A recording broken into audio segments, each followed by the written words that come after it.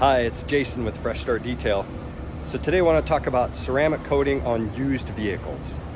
You know, the best time to get a ceramic coating is when your vehicle is brand spanking new. That way you get your protection on it before anything can happen. But on an older vehicle like this one behind me, it can still make sense to put a ceramic coating on a used vehicle. We may just put a different one on there. You know, we have several different levels of ceramic coatings.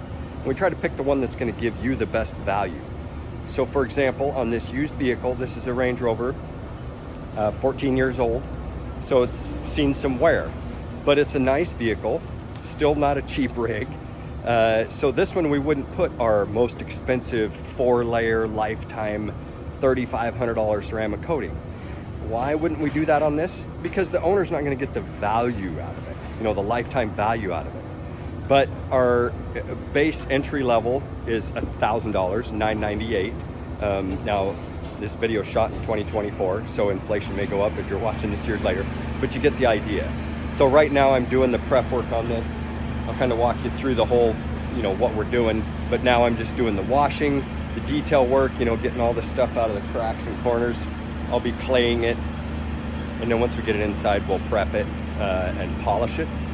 So, but this is just the first step. So not in bad shape at all. Rovers, typically the plastics are faded. We can't do much with that, but the paint itself is what we're after.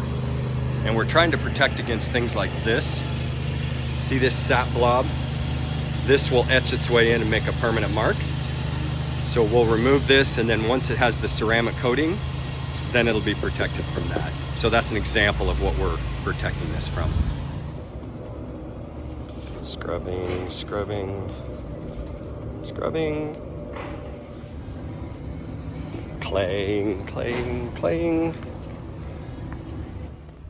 Okay, so the next step is to remove all the tar and sap and things like that that are on the paint. So we've already washed this Rover.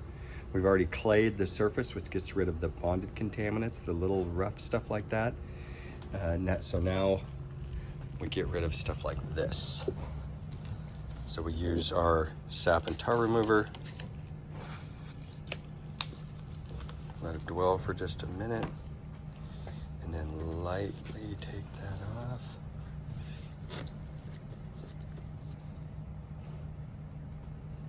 Letting the chemical do the work here. We're not getting in a rush. I'm not pushing very hard because we don't want to cause any damage. Now we'll see if there's any damage already underneath from the sap. And yeah, no, the guy got lucky. Nothing under there. So we go around and just find all these things like this, these little sap blobs.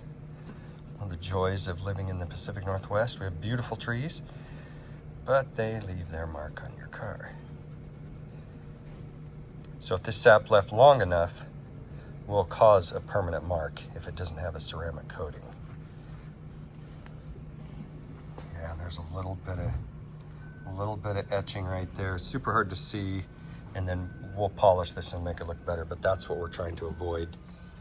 And then I think I saw one up here when I was prepping it. Yeah, right there. So we'll get rid of that. Again, very light pressure is the key here. Okay. So now I'll go around the whole vehicle, like down on the sides and stuff, and get it completely clean. And then the next step is polishing. Okay, so now I'm working on the side, getting the contaminants off. And I've got something more to show you here that's common, people don't see, is tar that gets flipped up. So see that black bit right there? That's just simply road tar that gets flipped up from there and lands on your paint. So this is the sort of thing we're removing off. And it's all of these things that can really detract from the shine of your paint, but also, that's stuck on there. I'm not using a lot of pressure here. But also these things, the longer they sit on your paint, the more they're gonna just etch their way right into it. You know, I mean, if it's taken me this much to get this mark off, imagine, you know, this has probably made a little pit right in the paint. Yeah, I can see that it's tar, the way it's smearing. So another example of what ceramic coating does to protect against this. Now, tar can still stick to your car if you have a ceramic coating, but it's not as frequently does it stick, and it comes off much easier, and it can't burrow its way into your paint like this is done. Yeah, see, I've removed a lot of that, but I'd still have to go to, I'll have to go to other detail or trick measures to get that out. But something else we're looking at here is these marks here. These are door dings. So since there's so many of them right here, this tells me it's probably this owner's other vehicle is parked nearby, and it's very common. So, you know, again, we're gonna rub these out. Now, ceramic coating is not gonna protect your car against door dings, but in cases where it's paint transfer onto your paint, again, ceramic coating helps that stuff not to stick as easy.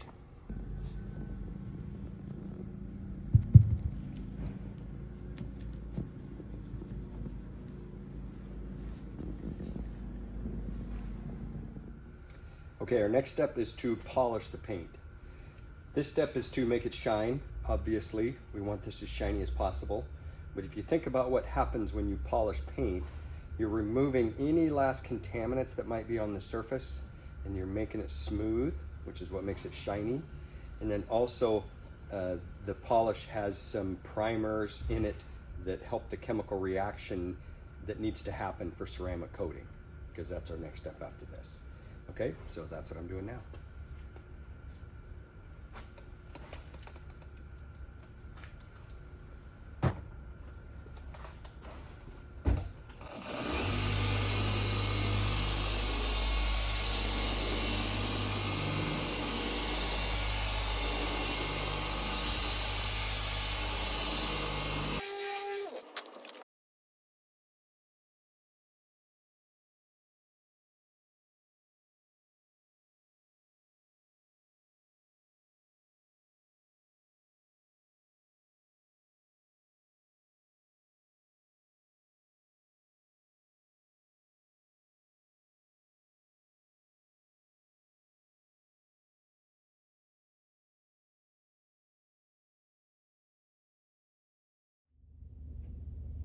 Two grueling hours later.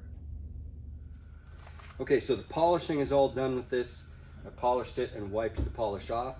The next step before ceramic coating is prepping the surface, which means we just use a solvent made specifically for this purpose. And what this does, it's just a clean solvent. We wipe it on. It's one final wipe down to make sure I've got all the excess polish off the car. Anything, any leftover waxes from anything else, basically just a final step. And so we do this over the entire car. That's the next step here.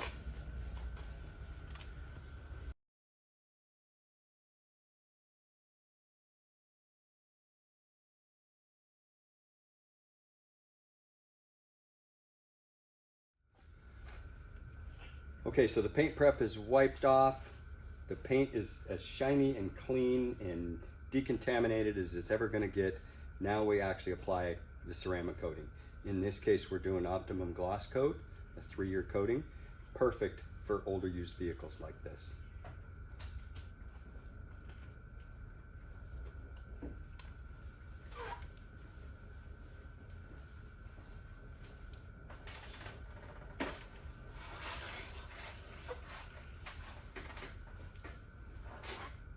So you apply it like this.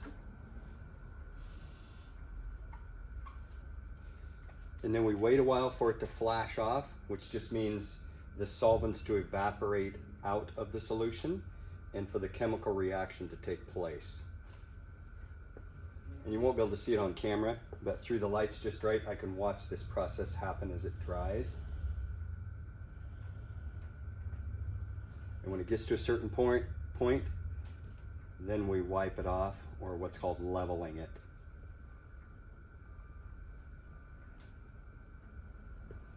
can see we're there. So then I lightly, very lightly just drag the rag across it. Because we're not really wiping off the excess, we are leveling it. Okay, so now this section is done. It still needs to cure to get as hard as it possibly can, but that's the process. Now we continue on.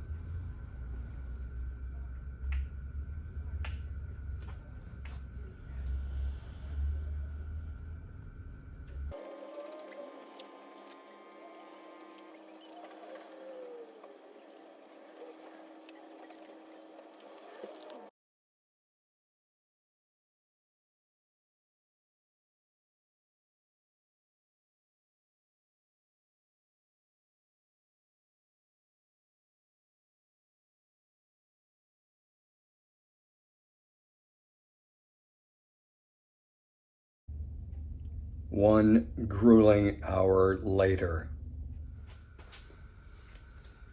Okay, phew, this thing's done.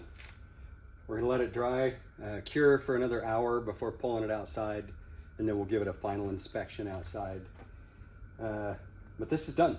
This is a great example of why ceramic coating on an older vehicle can still make sense, because now this is gonna be a lot easier for this gentleman to clean. He can run it through the car wash. Even though we prefer to have you hand wash it, in the real world, we know a lot of you don't hand wash your cars. But if you have a ceramic coating and you go through a higher end car wash, like the KD car washes here in the Portland metro area, then the dirt will come off a lot easier and this paint will last a lot longer. So not worth spending $3,500 on our top of the line lifetime coating on this, but our entry level ceramic coating, absolutely. It's gonna get a lot of value. So that's it. My shoulders are tired. Next up is this thing. This is new. This is worth the $3,500 lifetime 4-layer coating because you'll get the value out of it. Okay? Thanks for watching.